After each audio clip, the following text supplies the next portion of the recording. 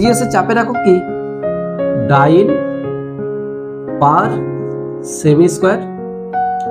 আচ্ছা ভি মানে হচ্ছে কি আয়তন, তাহলে সেন্টিমিটার কিউব হয়ে গেল, ডিভাইডেড বাই এন, এন মানে হচ্ছে কি মোল,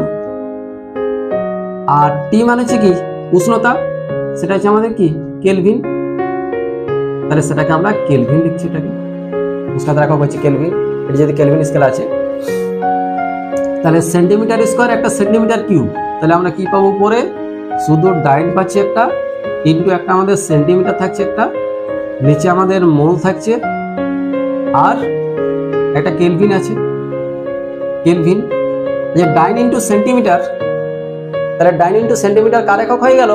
এটা হচ্ছে কি আমাদের আর্গ, তাহলে erg mole inverse kelvin inverse.